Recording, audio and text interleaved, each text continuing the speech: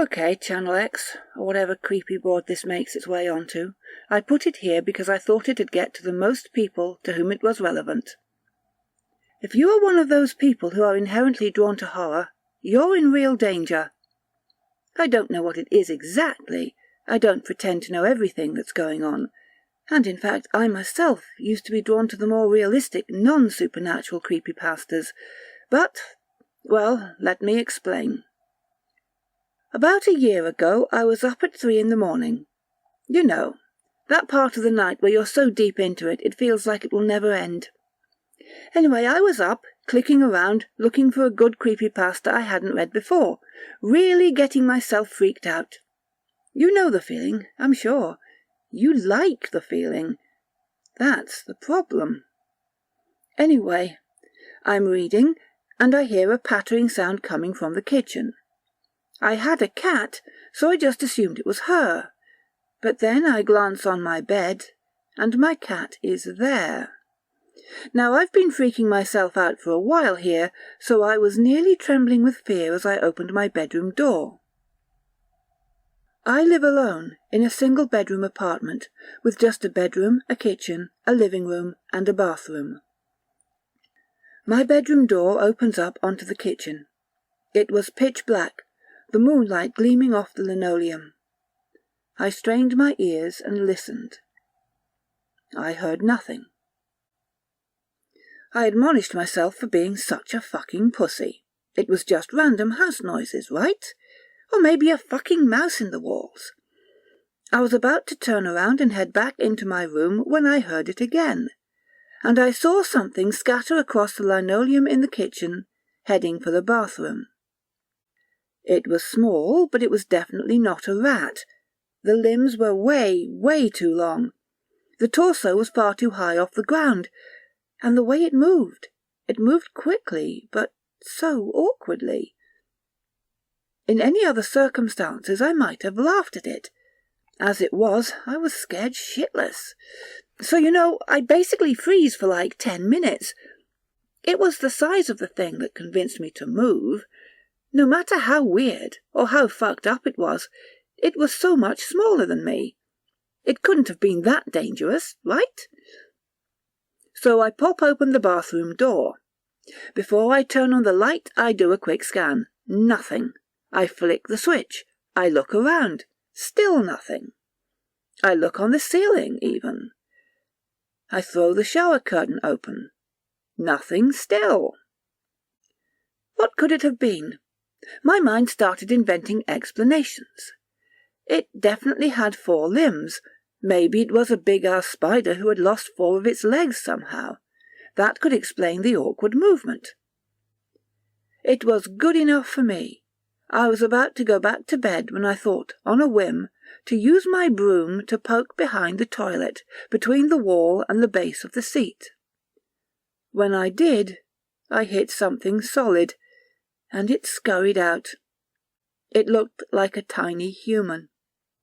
It was pale white, pale as a maggot, with dirty grey streaks running along its skin. It moved on all 4s, with long, thin fingers that grasped the ground. Its skull was completely bald, and it had no eyes, and the skin looked like it had been torn away from the lower half of its face, leaving the exposed teeth and gums. It looked up at me, pointed its face in my general direction, anyway, and then scurried, quick as fuck, up the side of the bath and down into the drain. It moved in quick bursts, like a spider, and climbed straight up smooth surfaces like one, too. After it disappeared down the drain, I just stood there, frozen, broom handle in my hand, for a good 5 minutes. I was scared shitless. I slowly backed out of the bathroom and closed the door, and then stuffed a blanket in the crack between the floor and the door, fearing that it might come out. Then I sat in my bed and wondered what I could do. It wasn't like I could call the police, or even tell any of my friends. It's not like they'd believe me. So what did I do? I made a thread on Channel X. This was quite a while ago, almost a year. You might even remember it. It wasn't anything special, and it didn't even get that many responses before falling off the boards. I guess people thought I was just joking, which really I would have thought the same thing. My thread, in retrospect, sounds exactly like the type of threads I hate. But besides from all the OP is a fag and SAGE responses, there was one other one. I've seen them too, man. Email me. Along with an email address that I'm not going to give out here. So I email this kid, right? Right away he responds and we start up a conversation in IRC. He introduces himself as John and basically tells me a very similar story. One night, a few months ago, reading creepypasta, heard a noise, got up, saw the small pale man. His was a bit bigger. He said it was the size of a cat, but he also told me one other thing. That I'd be seeing more of them. He said that ever since he saw the first one, he's been seeing more and more of them, out everywhere, even in the street, during the day. They were everywhere, he said, and once you noticed the first one, it got a lot easier to see all the other ones. He had no idea what they were, and he hadn't figured out their behavior yet. He said that usually when he saw them or heard them in his own home, he was reading creepypasta, so they usually freaked him out something awful. But he said again, he had never actually seen them do anything terrible, just scurry out of sight. But, he said, some got pretty big, and not all of them looked exactly the same. I still didn't sleep that night. But over the next week, and those that followed, I found that I did get used to them. I did see more of them. I'd glimpse them out of the corner of my eye, or see the retreating rear end of one crawling into a gutter pipe, or see their tiny faces staring out at the street from the sewers. Some, it seemed, weren't even trying to hide. I live in Providence, Rhode Island, which is a small city. On my way to work one day, I take the bus. I was looking out the window and saw a pretty large one, as large as a medium-sized dog, trotting along the sidewalk. People were just walking by it. Actually, I think that a lot of people saw it as a dog. One man stopped to scratch its head. I'd always email John and tell him about all the appearances I saw. I even tried to catch some on camera, but they always heard the mechanical whirring and darted away before my camera could take a picture. I told myself I'd have to take a picture of one of the bigger, slower ones. But either way, as the weeks wore on, I became more and more used to them. Sure, they were as creepy as shit, and I could never sit down on the toilet and enjoy a long crap anymore, because I was paranoid as fuck they'd climb up into the bowl and bite me on the arsehole. But they weren't really doing anything harmful. They unnerved the fuck out of me, but so did big spiders. I could live with them.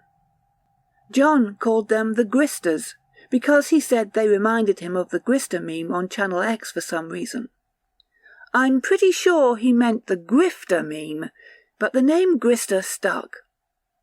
I continued my exchanges with John, but I noticed that he was becoming more and more tense. It was hard to tell over the text, but really that was the only way to put it. I just figured that once the novelty of a shared experience had worn off, we didn't really have much to talk about. John wasn't really my type. He was a steroid-pumping bodybuilder in southern Florida who lived with his mother. But we started discussing Grister behavior, and he said his was starting to act a bit more differently than the ones I saw. He'd wake up at night and they'd be perched at the end of his bed, staring at him with their eyeless faces. They wouldn't scurry away anymore. He said he woke up one time because one of them had actually started touching his face. That seemed unnerving. The whole time I had been putting out inquiries on the internet to see if anyone else had experienced this phenomenon. I couldn't be the only one. But no one came forward. On Channel X, most of my threads about the subject got saged, so eventually I stopped asking. But I have an inquisitive mind. I wanted to know what these things did, what exactly they were. I even wanted to capture one. I left out food and mouse-traps, but none of these things ever went for it. My cat would notice them, though. She'd hiss at them, and even chased them a couple of times. All those times I had seen her do that and assumed she was being a dumb-ass cat, chasing at nothing. One night I was walking home from work alone. I work at a call centre for a police charity, and my house is about 6 miles away. I'd had to stay late, so there was no bus to come pick me up, and I didn't really have all that many friends, so I had to walk. Anyway, I was walking past some old abandoned brick houses. Creepy shit, let me tell you, when I heard some weird, low groan. That's when I happened to notice that there were a lot more Gristers than usual here. They were mostly ignoring me, but they were scurrying in and around one particular brick house. The groaning sound seemed to be coming from the alley beside it. Now, a lot of Gristers was creepy enough even without that low groaning noise. What made me decide to investigate? I don't know. Morbid curiosity? I'm always looking for some creepy gore stuff to post on the boards. I thought that maybe the groaning was some kind of wounded animal. So I approached the side of the house, noting that the windows were boarded up. The groaning. I should have known then that it was no animal. It was a low, creaking, gurgling sound. It didn't sound like any fucking animal I knew. So I snuck down the alley, and when I saw what was making the noise I nearly pissed myself. It was a fat, humongous Grister, at least 8 feet wide, completely unable to move, with rolls of fat hanging down over its leg. It had no neck, just 14 chins leading up to its macabre, exposed jaw.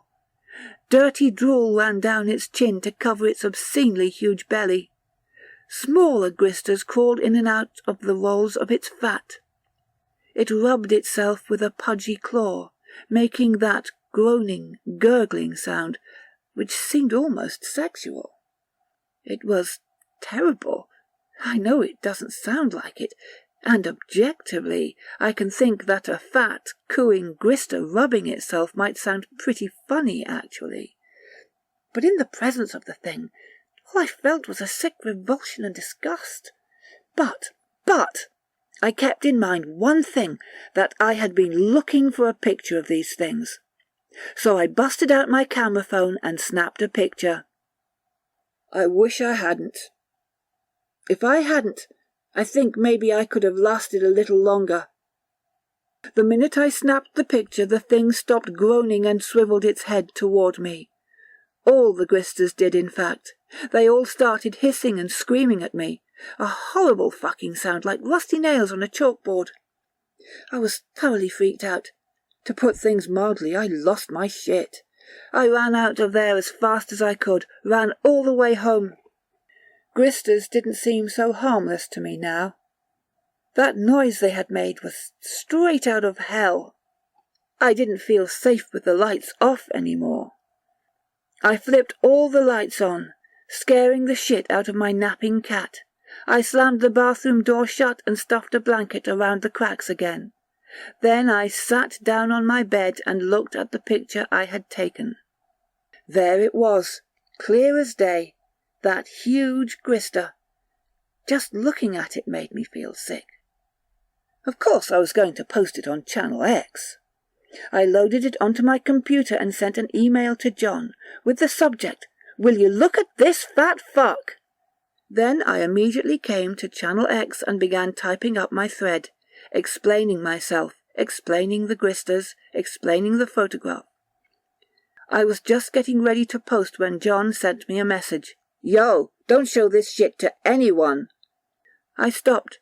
I replied to John, asking him what he was talking about. He told me.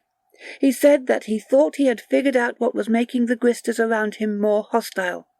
He said that he thought that when they figured out that you could see them, they started getting more aggressive. He showed me scratches he had, all down his arm from them clawing at him at night. He said that he'd seen a lot more of the bigger ones hanging round his house at night. They watched him through his windows. They knew he could see them. and they didn't like it. And now I was pretty sure they knew I could see them too. So what did I do? In the end, I didn't post the picture. I wasn't too intimidated, but it probably saved a lot of you. I didn't want to trigger anyone else into being able to see these guys if it had dangerous consequences down the road. I didn't notice any behavior change right away. For a while, in fact. For about 2 weeks, the Gristers acted just the same way they had before. I was beginning to think that John's problem was his own thing, and that the Gristers didn't know or didn't care that I could see them.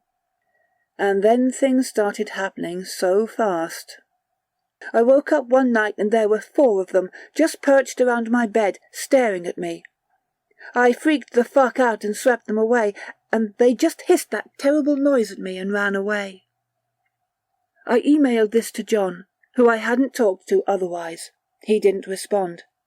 We hadn't talked since I told him about the picture, and even rarely before then. After 2 days, during which the Gristers began touching me in my sleep, I got an answer.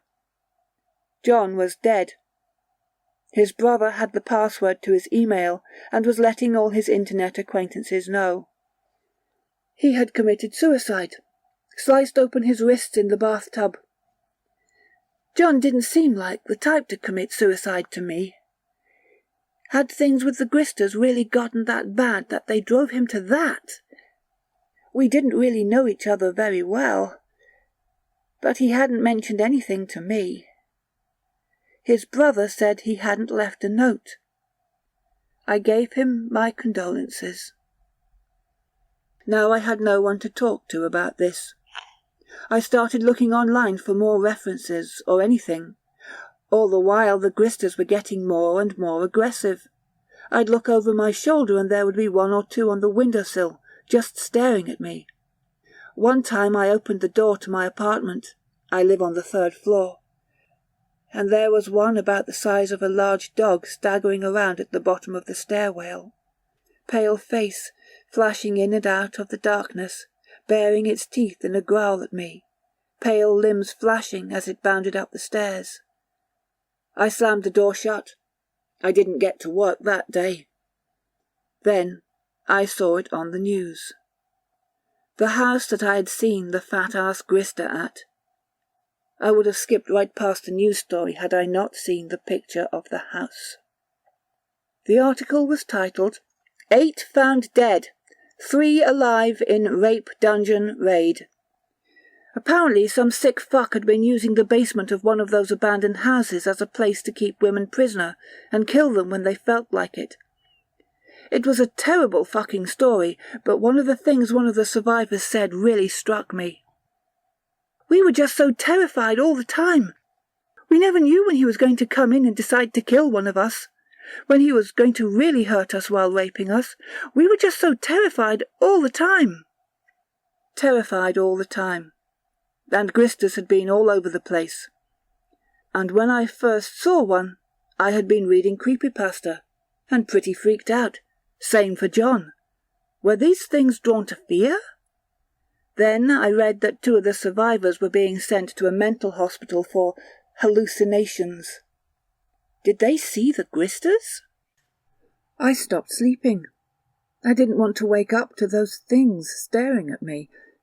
I stopped eating, too, whenever I wasn't at work, which was more and more often as I called out many times when I saw Gristers bigger than a cat sniffing around my building for me.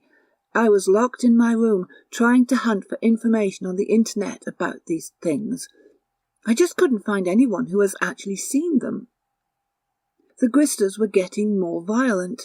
They were starting to scratch me and bite me in those few scant hours that I actually did nod off to sleep. I'd always freak out and sweep them away, and they'd just hiss at me. After about a week of this, I came home from work and found my cat dead. They had peeled all the skin away from her skull, giving her a look of shock. I quit my job. I cried for days. I don't have many friends, and I really loved that cat. They're not stupid. They don't talk, and they act differently from us, but they do have intelligence. I went out for food last week. It was the last time I will ever go out. I was sitting at the downtown bus station, shivering, looking all around me for Gristers, and when the bus approached, I got up to get on. And out of nowhere, a Grister, the size of a normal human, just bent over and walking their weird loping gait, slammed into the back of the woman next to me and threw her in front of the bus. She had no chance. I saw her slide under the wheels of the bus. I saw her blood and ruined organs squeezed out of her mouth like toothpaste. Everyone freaked out and panicked. As people rushed to her aid, the Grister turned toward me and grinned. I dropped my groceries and screamed, running back to my house, sobbing all the way. They're toying with me. And that's when I finally realized why there wasn't anyone I could really talk to about Gristers. How many times, when people commit suicide, do you hear it reported that they were suffering from hallucinations? Read the reports of people who have been in terrible, frightening situations, like that rape dungeon, or a war. How many of them suffer from hallucinations? Sure, a lot of them are actual hallucinations. Some of them are the Gristers. And eventually they figure out that you can see them, and they start fucking with you. And I don't think everyone who they kill is driven to suicide. I don't think John committed suicide. I think they're smart. I think they know how to make something look like a suicide. You'll hear about it sometimes. You'll read in a report about how someone committed suicide, but something just isn't quite right about it. Like a man who went out and bought a new couch, and then cut his wrists on it. And I'm convinced there was nothing special about John and me. I don't think there's anything special about anyone who sees these things. I think you're just more likely to see them when you're really scared, since that's when they're drawn to you. I can hear them right now. It's about 3 a.m. It sounds like a really big one is outside of my apartment door. It sounds like it's trying to gnaw its way through the wood. And so I'm taking the easy way out. I'd rather have a nice sharp knife slice my arms open than have my skin torn by those teeth. So please, this is my warning to you. Stop reading creepypasta. I know you love it. I know you love frightening yourself. But you've got to stop. Every time you read it, every time you get that feeling of dread in your stomach, you're drawing the Gristers to you. And if you don't stop reading, at least, please, never check out those sounds in the house when you do.